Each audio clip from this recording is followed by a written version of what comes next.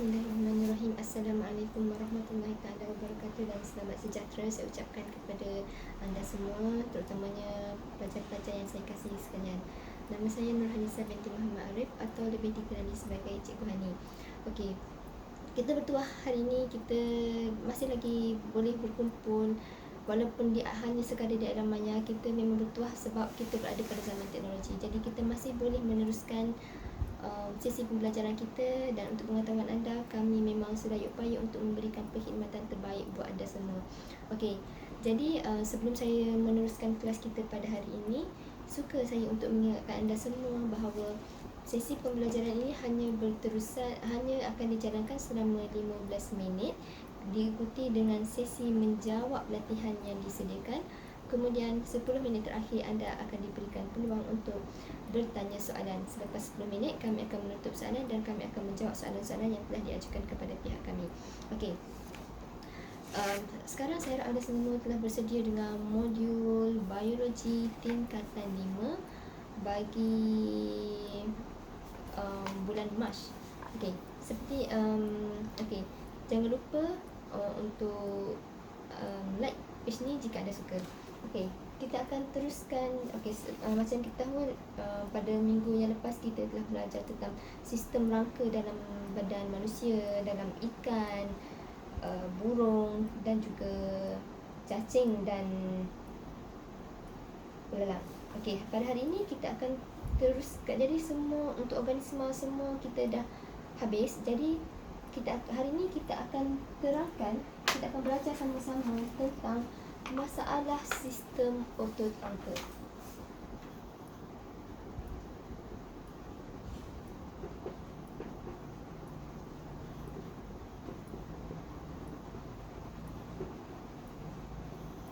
Okay, masalah sistem otot rangka. Okay, jadi pertama sekali anda boleh tengok dalam diri masing-masing. Pertama sekali, apa yang akan berlaku tentang masalah badan kita yang melibatkan otot rangka ini adalah kekejangan otot.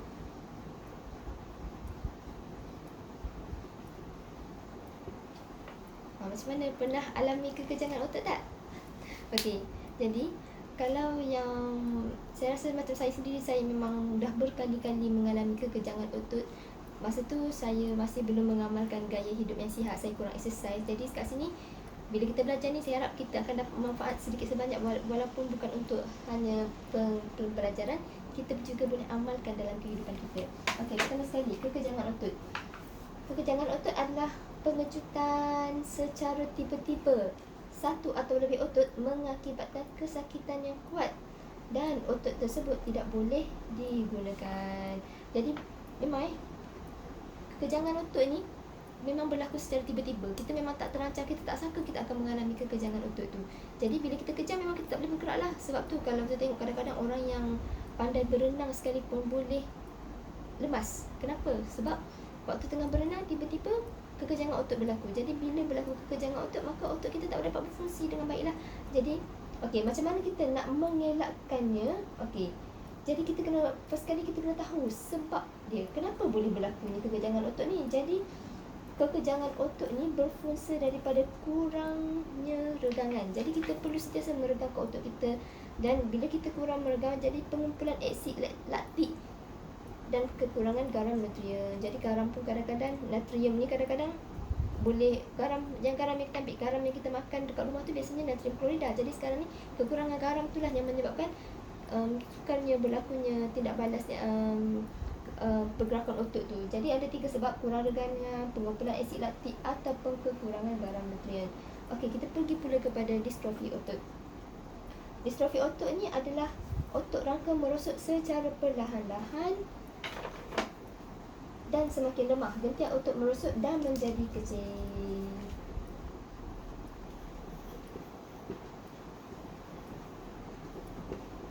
Okey, sebenarnya ni anda bayangkan anda punya otot lengan tu. Biasanya otot kita lengan ni, kita punya otot ni besar kan. Makin kita exercise, makin besar kita punya otot. Tapi bagi orang-orang yang mengalami distrofi otot ni, otot dia akan jadi kecil saja. Sebab apa? Otot dia mengalami mengalami kemerosotan secara perlahan-lahan. Jadi kita tak perasan pun benda ni sebab dia berlaku secara perlahan-lahan, tapi kita akan dapati otot kita semakin lama semakin lemah. Semakin lama semakin lemah. Jadi kalau normal, otot dia lagi berotot lah.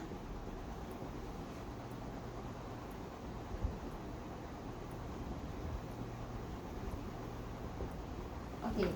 Puncanya adalah penyakit pewarisan yang disebabkan oleh kecacatan gen pada kromosom X.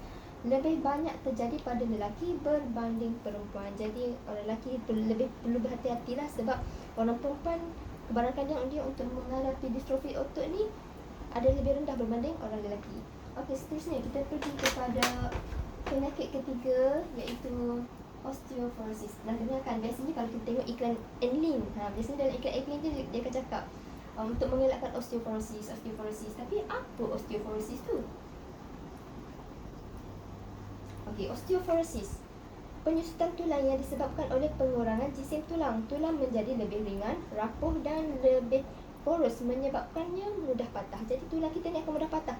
Jadi bila kita tahu osteoporosis ni adalah menyebabkan otot menjadi rapuh, jadi kita tahulah jadi apa yang berlaku sebenarnya. Puncanya adalah kadar penyerapan mineral, kalsium dan fosforus dari diet kita rendah berbanding dengan kadar pembendapan atau pembentukan tulang. Jadi sebab kita memang memerlukan kalium, kalsium dan juga fosforus untuk pembentukan tulang, tapi apa yang berlaku, inilah yang akan berlaku apabila penyerapan kalsium daripada pemakanan kita tu kurang jika dibandingkan dengan kadar pemendapan dia ke dalam tulang tu. Jadi sebab itulah kita berusaha menghasilkan susu yang berkualiti, seperti yang diiklankan dalam iklan-iklan.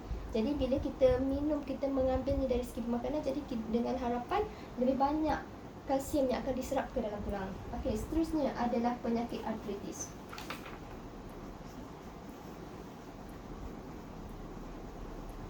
Okey, artritis. Artritis ni adalah melibatkan kemerosotan atau radang sendi. Sendi membengkak menjadi keras dan sakit. Pergerakan pesakit terhad dan juga sukar. Jadi biasanya kita tengok dekat sendi-sendi kita ni akan jadi bengkak dan sukar untuk bergerak. Dan salah satu artritis yang kita dapat tengok ni adalah gout lah. Gout ni adalah salah satu contoh artritis. Jadi kita bahagian sendi-sendi kita tu akan menjadi bengkak dan sakit untuk bergerak. Jadi puncanya adalah proses penuaan, kekurangan bendala sinovia, rawan di antara tulang semakin nipis ataupun ligamen menjadi pendek dan juga kurang elastik. Okey, kita tengok Okey, kalau untuk artritis ni dia terbahagi kepada 3 Okey, pertama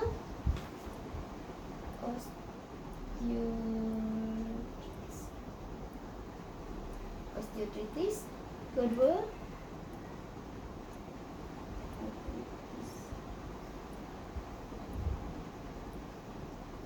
artritis rheumatoid dan juga gout.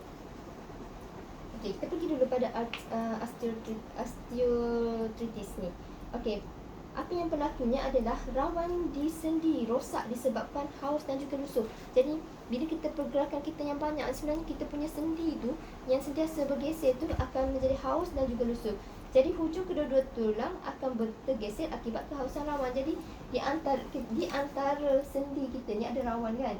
Okey, jadi sekarang ni apabila rawan tu menipis, maka sekarang ni apa yang akan berlaku adalah kedua-dua hujung tulang ni akan bergeser. Jadi geseran tu lah yang menyebabkan berlakunya kesakitan apabila kita bergerak. Okey, sebab kalau kita tengok tu, kalau sendi sihat tu, untuk sendi yang sihat, dia akan ada satu lapisan di antara tulang tu. Jadi mengelakkan tulang tu daripada berlanggar antara satu sama lain lah. Jadi sebabnya rawan tu masih wujud lagi. Kalau untuk orang yang osteoartritis ni, rawan dia tu dah lusuh, jadi dia akan berlanggar di antara hujung-hujung tulang. Okey, kita teruskan dengan artritis rheumatoid. Artritis rheumatoid ni adalah membran sinovia yang bengkak dan juga radang. Okey, kita tahu dalam kita punya tu, di antara sendi kita tu ada satu ruang di mana dalam tu mengandungi membran sinovia.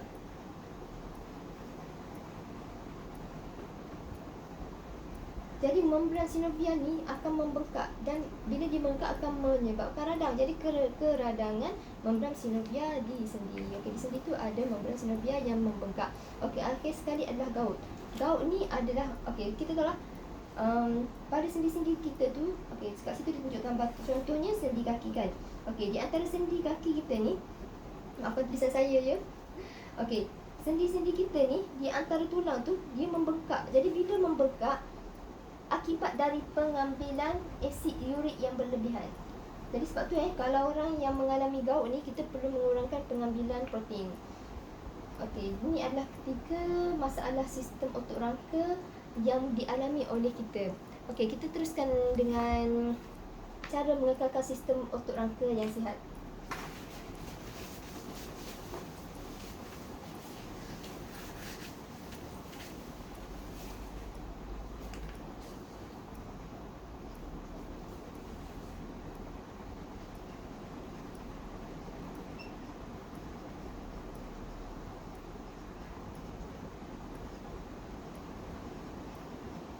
Okey, ada 5 cara. Pertama sekali, dari segi diet. Okey, kita mesti mengamalkan pengambilan diet yang seimbang. Diet yang seimbang iaitu diet yang kaya dengan kalsium dan juga fosforus. Macam kita tahu, dalam pembentukan tulang ni memang nak ataupun tak nak, kita mesti mengambil banyak kalium dan juga fosforus. Jadi bila diet kita mengandungi banyak kalsium dan juga fosforus, maka ia baik untuk membina tulang yang kuat. Jadi dalam masa yang sama kita dapat mencegah osteoporosis. Okey, seterusnya kita mestilah mengamalkan senaman yang betul. Macam yang kita belajar tadi, salah satu penyebab kekejangan adalah kurangnya kita regangan. Jadi sekarang kita perlu banyakkan senaman, jadi supaya kita dapat meregangkan otot-otot badan kita. Jadi mengamalkan teknik senaman yang betul dan selamat supaya tidak mencederakan sistem otot rangka dan otot semasa senaman. Jadi sebab tu kalau kita terlebih senaman pun bahaya juga. Kalau macam kita tengok ada sesetengah atlet boleh otot terkoyak. Kenapa? Sebabnya pergerakan yang tidak betul lah. Okey, seterusnya mengambil langkah berjaga-jaga yang sesuai semasa aktiviti cegah. Jadi berjaga-jaga.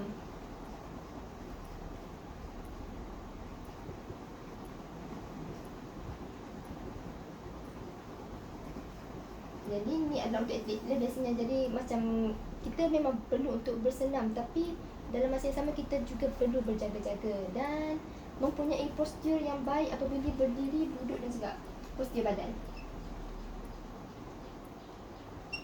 Okey, jadi pastikan anda sentiasa mengekalkan tulang vertebrata ni dalam keadaan yang tegak. Jadi kalau nak ambil barang sekalipun, kita kena pastikan tulang belakang kita sentiasa tegak. Walaupun untuk angkat barang, sama juga waktu tidur sebenarnya tilam yang keras lagi bagus untuk kesihatan tulang kita, kerana dia akan memberikan sokongan kepada badan kita berbanding tilam-tilam yang empuk. Dan akhir sekali, memakai pakaian yang sesuai. Dari segi pemakaian ni, pastikan kita tidak memakai pakaian yang terlalu ketat. Okey, sokongan pada tumbuhan. Okey, habislah untuk haiwan. Kita pergi pada tumbuhan pula. Jadi kalau untuk tumbuhan ni, sebab kita tahu tumbuhan akuatik ni dia memang tak ada kayu tau. Bila dia tak ada kayu, dia kata, jadi sekarang ni dia tumbuhan akuatik kurang mengalami masalah berkaitan dengan sokongan kerana air memberi daya keapungan dan sokongan kepadanya. Jadi dia dapat sokongan daripada air. Tumbuhan darat mengalami masalah terhadap graviti. Jadi sebab tu dia nak melebarkan daun untuk mendapatkan fotosintesis. Jadi memang banyak masalah untuk haiwan-haiwan darat ni. Tapi kalau untuk tumbuhan di darat, dia di air, dia tak mengalami masalah sangat sebab dia memang dah ada sokongan daripada air tersebut. Jadi ciri penyesuaian sokongan bagi tumbuhan darat adalah berbeza dengan tumbuhan akuatik yang hidup di permukaan air atau dalam air. Kita tengok. Pertama sekali, memberi kekuatan menahan rintangan angin. Okey. Ini adalah kepentingan sokongan pada tumbuhannya. Jadi pertama sekali, tumbuhan diperlukan sokongan untuk memberi kekuatan menahan rintangan angin. Jadi kalau pokok tu tak kuat, dia kalau angin datang dia akan patah, atau sebagainya. Kalau kita tengok pokok-pokok tak berkayu, contohnya seperti rumput, dia memiliki postur daun yang lembut. Jadi untuk mengelakkan berlakunya patah apabila terkena angin yang kuat. Kedua, untuk menampung berat tumbuhan. Jadi tumbuhan contohnya kalau kita tengok teratai, dia ada daun yang lebar. Kenapa? Sebab supaya dia boleh terapung di permukaan air dengan beratnya lah. Okey, dan akhir sekali, membolehkan tumbuhan kekal tegak dan mendapat cahaya matahari yang mencukupi.